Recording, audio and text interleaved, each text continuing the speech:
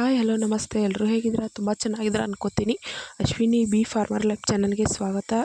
ಎಲ್ರಿಗೂ ತುಂಬ thank you. Video ನೋಡೋರಿಗೆ ಆದಷ್ಟು ಶೇರ್ ಮಾಡಿ, ರೈತರಿಗೆ ಸಪೋರ್ಟ್ ಮಾಡಿ. ಇವತ್ತಿನ ನನ್ನ ರಾಯರ ವಿಡಿಯೋನ ಶೇರ್ ಮಾಡ್ತಾಯಿದ್ದೀನಿ. ಯಾಕಪ್ಪ ಅಂದ್ರೆ ಇವತ್ತಿಂದೇನೂ ಇಲ್ಲ, ಅಂದ್ರೆ ಗುರುವಾರನೂ ಅಲ್ಲ ಏನೂ ಅಲ್ಲ. ಆದರೂ ಯಾಕೆ ಈ ಥರ ಪೂಜೆ ಮಾಡೀನಪ್ಪ ಅಂದ್ರೆ ನನಗೆ ಗೊತ್ತಿಲ್ಲ. ಒಂದೊಂದು ಸಲ ನನಗೆ ಭಾಳ ಪೂಜೆ ಚೆನ್ನಾಗಿ ಮಾಡ್ಬೇಕು ಅನಿಸ್ತಂದ್ರೆ ಮಾಡಿಬಿಡ್ತೀನಿ. ಒಂದು ಸಲ ಸಿಂಪಲ್ಲಾಗಿ ಮಾಡ್ತೀನಿ.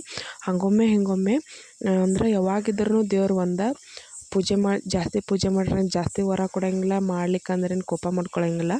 ಅವ್ರು ಯಾವಾಗಲೂ ನಮ್ಮನ್ನ ಒಂದೇ ಥರ ನೋಡ್ತಿರ್ತಾರೆ. ಆದರೂ ನಮ್ಗೆ ಒಂದೊಂದು ಸಲ ಕೆಲಸನ್ಯಾಗ ಸ್ವಲ್ಪ ಬಿಜಿ ಇದ್ದೀವಿ ಅಂದ್ರೆ ಸೊ ಅವಸರ ಮಾಡಿರ್ತೀವಿ, ಚೆಂದಂಗೆ ಆಗಿರಂಗಿಲ್ಲ.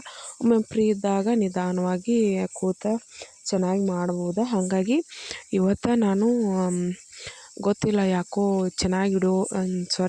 ಚೆನ್ನಾಗಿ ಪೂಜೆ ಮಾಡ್ಬೇಕನ್ನಿಸ್ತು. ಹಾಗಾಗಿ ಚೆನ್ನಾಗಿ ಎಲ್ಲ ಭಾಳಷ್ಟು ಹೂವು ಹರ್ಕೊಂಬಂದಿನಿ. ಒಂದು 3-4 ಥರ ಹೂವು ಹರ್ಕೊಂಬಂದು ಪೂಜೆ ಸ್ಟಾರ್ಟ್ ಮಾಡಿದ್ನಿ. ಹಂಗೆ ನನಗೆ ಒಂದೇನೋ ಕೇಳ್ಬೇಕನ್ನಿಸ್ತು. ಯಾಕಪ್ಪ ಅಂದ್ರೆ ನಂಗೆ ಮೊನ್ನೆ ನಮ್ಮ ಊರಿಗೆ ಹೋದಾಗ ನಮ್ಮ ಮಮ್ಮಿಯವರು ಚಿಕ್ಕಮ್ಮ ನಂಗೆ ಮಂತ್ರಾಲಯಕ್ಕೆ ಹೋಗೋಣ ಅಂತ ಹೇಳ್ಯಾರ ಸ್ವಲ್ಪ ದಿನದಾಗ, ಇನ್ನೊಂದು ತಿಂಗಳಲ್ಲಿ. ಸೊ ಹಾಗಾಗಿ ರಾಯರಿಗೆ ಕೇಳಿರಾತಳ ಅಂದ್ಕೊಂಡು ನಾನು ಪೂಜೆ ಸ್ಟಾರ್ಟ್ ಮಾಡಿದ್ನಿ. ಇವಾಗ ಪೂಜೆ ಎಲ್ಲ ಚೆನ್ನಾಗಿ ಬರ್ತಾ ಐತಿ, ನೋಡ್ಬೋದು ನೀವು. ಹಂಗೆ ಪೂಜೆ ಮಾಡ್ತಾರನ ಹೂವನ್ನು ಕೊಟ್ಟರೆ ರಾಯರು 2-3 ಸಲ ಕೊಟ್ಟಾರ ಹೂವು ಮಂತ್ರಾಲಯಕ್ಕೆ. ಅಂದ್ರೆ ನಾವಾಗೆ ಹೋಗ್ತೀವಿ ಅಂದ್ರೆ ಕರೆಸ್ಕೊಳಂಗಿಲ್ಲ ಅವ್ರಿಗೆ. ಏನೋ ಅವರ ಕಣ್ ತುಂಬ ಅವ್ರ ಇದನ್ನು ತುಂಬಿಸೋ ಆಸೆ ಇತ್ತಂದ್ರೆ ಅಷ್ಟೇ ಕರೆಸ್ಕೊತಾರೆ. ನಾವು ಎಷ್ಟು ಕೇಳ್ಕೊಂಡ್ರು ಒಂದು ಸಾರಿ ಹೋಗೋಕ್ಕಾಗಂಗಿಲ್ಲ. ಸೊ ಹಾಗಾಗಿ ನಾನು ರಾಯರೇ ನಿಮ್ಮನ್ನ ನೋಡಬೇಕು, ನಾನು ಮಂತ್ರಾಲಯಕ್ಕೆ ಬರಬೇಕು, ಅಲ್ಲಿ ಇರುವ ನಿಮ್ಮ ಅದೇನೋ ಐತಿ ಗುಡಿ ಐತಲ್ಲ ರಾಯರ ಮಠ.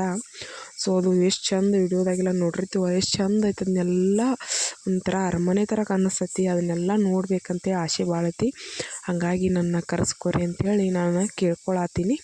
ಹೂ ಪ್ರಸಾದನೂ ಸಿಕ್ತು. ಇನ್ನೊಂದು ವಿಚಿತ್ರ ಏನಪ್ಪ ಅಂದ್ರೆ ರಾಯರು ಯಾರು ಇಲ್ಲ ಅಂತಾರಲ್ಲ ಅವ್ರಿಗೇನು ರಾಯರನ್ನ ಅಧೀನತೆ ತೋರಿಸ್ಕೊಡ್ತಾರೆ. ಹಂಗನ ನಂಗೊಬ್ರು ಅಂದ್ರೆ ನೀ ಈ ಥರ ವಿಡಿಯೋ ಹಾಕ್ತೀಯಲ್ಲ, ನಿಜವಾಗ್ಲೂ ರಾಯರು ಅದಾರ, ಸುಳ್ಳು ಹೂವು ಏನು ನೀನೇ ಕೆಡುತ್ತೆ ಅಂತ ಅವರಾಗಿ ಬೀಳಿಸ್ತಾರೆ ಹಿಂಗೆ ಅಂದಿದ್ರು.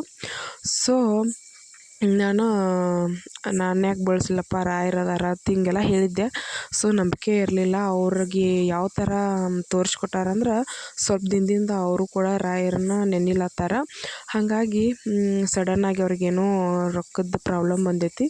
ಸೊ ಅವರು ಹಿಂಗೆ ಮೊಬೈಲ್ಗೆಲ್ಲ ವಾಲ್ಪೇಪರ್ ಎಲ್ಲ ಇಟ್ಕೊಂಡು ಸ್ವಲ್ಪ ನೋಡಿದಾಗೆಲ್ಲ ವಿಡಿಯೋಸ್ ಬಂದಾಗೆಲ್ಲ ಕೈ ಮುಗಿದು ನೆನೆಸ್ಕೊಳ್ಳೋದು ಈ ಥರ ಮಾಡಾಕತ್ತಾರಲ್ಲ. ಹಾಗಾಗಿ ಏನೋ ಅವತ್ತು ಮೊನ್ನೆ ಗುರು ಪೌರ್ಣಮಿ ಇತ್ತಲ್ಲ, ಗುರು ಪುಷ್ಯಾಮೃತ ಯೋಗದ ದಿನ. ಅವತ್ತು ಹಿಂಗೆ ರೊಕ್ಕ ಇಲ್ಲ ಹೆಂಗೆ ಮಾಡೋದು ಈ ಥರ ಯೋಚನೆ ಬಂದಾಗ, ಏನಪ್ಪ ರಾಯರೇ ರೊಕ್ಕ ಇಲ್ಲ ಹೆಂಗೆ ಮಾಡೋದು ಹೀಗೆಲ್ಲ ಅಂದ್ಕೊಳ್ಳೋಷ್ಟರಲ್ಲಿ ಅವ್ರಿಗೆ ಒಂದು ಮೆಸೇಜು ಏನೋ ಕಾಲು ಬರುತ್ತೆ, ನಿಮಗೆ ಯಾವುದೋ ಒಂದು ದುಡ್ಡು ಬರಬೇಕಾಗಿರತೈತಿ, ಅದು ಬ್ಯಾಂಕಿಗೆ ಬಂದೈತಿ ಅಂಥೇಳಿ.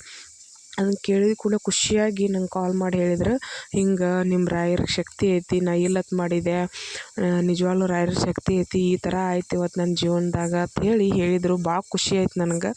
ರಾಯರು ಯಾರು ಇಲ್ಲ ಅಂತಾರಲ್ಲ ಅವ್ರಿಗೆ ನಾನು ಅದನ್ನಂತೆ ಕೊಡ್ತಾರೆ ಅವ್ರು. ಸೊ ಹಂಗೆ ಇನ್ನೊಂದಂದ್ರೆ ಶಾಕಿಂಗ್ ಒಂಥರ ನನಗೆ ಹೋಗಿದ ಕೂಡಲೇ ಶಾಕ್.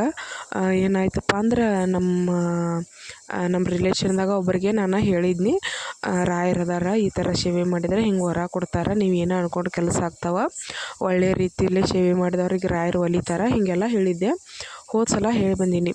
ಈ ಸಲ ಮನೆಗೆ ಹೋಗೋಷ್ಟರಲ್ಲಿ ನನಗೆ ಶಾಕ್ ಆದಿತ್ತು. ನಂಗೆ ನೋಡಿ ಆಶ್ಚರ್ಯ ಆಗಿಬಿಡ್ತು.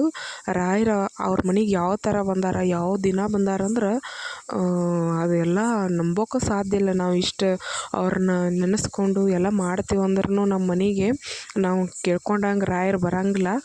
ಅವ್ರನ್ನ ಹೇಳಿ ಬಂದು ನಾ ಆಲ್ಮೋಸ್ಟ್ 1 ತಿಂಗಳು ಆಗೈತೇನೋ, 1.5 ತಿಂಗಳು ಆಗಿರ್ಬೋದೇನೋ. ಅಷ್ಟ್ರಾಗ ನನಗೆ ಊಹೆ ಮಾಡ್ಕೊಳಕ್ಕೆ ಸಾಧ್ಯ ಇಲ್ಲ, ಆ ರೀತಿ ರಾಯರು ಅವ್ರ ಮನೆಗೆ ಬಂದಾರ.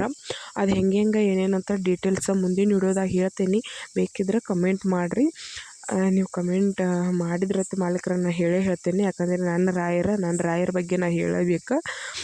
ಸೊ ಹಿಂಗೆ ಮತ್ತು ನಾನು ಬರ್ಬೇಕಾರನ ಹೆಂಗಪ್ಪ ರಾಯರೇ ನೀವು ನಮ್ಮ ಮಂತ್ರಾಲಯ ಕರೆಸ್ಕೊತೀರ ಅದೇ ಯೋಚನೆ ಅಲ್ಲಿ ಬಂದಾಗಿಂದ, ಊರಿಗೆ ಹೋಗಿ ಬಂದಾಗಿಂದ ನನಗೆ ಬರೀ ಅದೇ ಯೋಚನೆ. ಕೂತರು ನಿಂತರು ಎಲ್ಲ ನಾನು ಮಂತ್ರಾಲಯಕ್ಕೆ ಹೋಗ್ಬೋದಾ, ಈ ಥರ ಹೋಗಬೇಕು, ಈಗ ಮಾಡಬೇಕು, ಅಲ್ಲಿ ರಾಯರಿಗೆ ಹಿಂಗೆ ಕೈ ಮುಗು, ಈ ಥರ ಸೇವೆ ಮಾಡಬೇಕು, ಅಲ್ಲಿ ಹೆಂಗಿರ್ತೈತಿ ರಾಯರ ಮುಖ, ಹೆಂಗಿರ್ತೈತಿ ರಾಯರ ಅಲಂಕಾರ, ಹೆಂಗಿರ್ತೈತಿ, ಈ ಥರ ಕ್ಯೂರಿಯಾಸಿಟಿ ನನಗೆ ಒಟ್ಟು ಯಾವಾಗ ಹೋದೀನಿ ಯಾವಾಗ ನೋಡೀನಿ ಅನ್ನೋ ಥರ.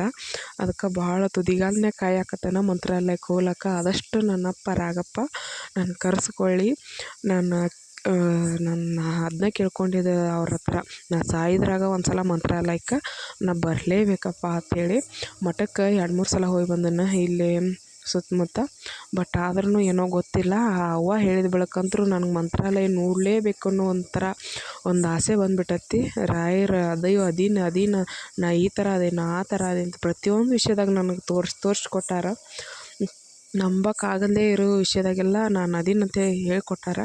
ಸೊ ಹಾಗಾಗಿ ನಾ ಖಂಡಿತ ಹೋಗಿ ಬರ್ತೀನಿ. ಅದಂತರೂ ಇಲ್ಲತ್ ಯಾರು ಅಂತಾರಲ್ಲ ಅವ್ರಿಗೆ ನಾ ಅದೇನಂತ ಹೇಳಿ ತೋರಿಸ್ಕೊಡ್ತಾರಲ್ಲ, ಅದ ನನ್ನ ರಾಯರ ಅದೊಂಥರ ಖುಷಿ. ನಾನು ಹೇಳ್ಕೊಳಕ್ಕಂತರ ಇದನ್ನಾಗತ್ತೆ. ಖಂಡಿತ ರಾಯರ ಸೇವೆ ಮಾಡಿದವ್ರಿಗೆ ಯಾರಿಗೂ ಕೆಟ್ಟದಾಗಿಲ್ಲ, ಎಲ್ಲರಿಗೂ ಒಳ್ಳೇದಾಗತ್ತೆ. ನಿಮ್ಮ ಕರ್ಮಗಳು ಕಳಿಬೇಕು. ಖಂಡಿತ ಒಮ್ಮಿಗ್ಲೇನ ರಾಯರು ಒಲಿಯಂಗಿಲ್ಲ. ನಿಮ್ಮ ಕರ್ಮಗಳು ಅವ್ರು ನೆನೆಸ್ಕೊಳ್ಳತ್ತಾನ. ನಿಮ್ಮ ಕರ್ಮಗಳನ್ನೆಲ್ಲ ಕಳೆದ ರಾಯರು ಅವ್ರವ್ರ ಪ್ರಸಾದನ ಕೊಡ್ತಾರೆ. ಅಲ್ಲಿ ತನಕ ಕಾದು ನೀವು ರಾಯರ ಸೇವೆನ ಮಾಡಬೇಕು. ಖಂಡಿತ ರಾಯರದಾರ, ಸೇವೆ ಮಾಡಿದವ್ರು ಒಲಿತಾರೆ. ಗುರುಭೋ ನಮ. ಎಲ್ಲರಿಗೂ ಒಳ್ಳೆಯದಾಗಲಿ. ವಿಡಿಯೋ ಆದಷ್ಟು ಜನರಿಗೆ ಶೇರ್ ಮಾಡಿ. ವಿಡಿಯೋ ಹ್ಯಾಂಗೈತೆ ಅನ್ನೋದು ಕಮೆಂಟ್ ಮಾಡೋದು ಮಾತ್ರ ಮರಿಬೇಡಿ. Thank you so much all.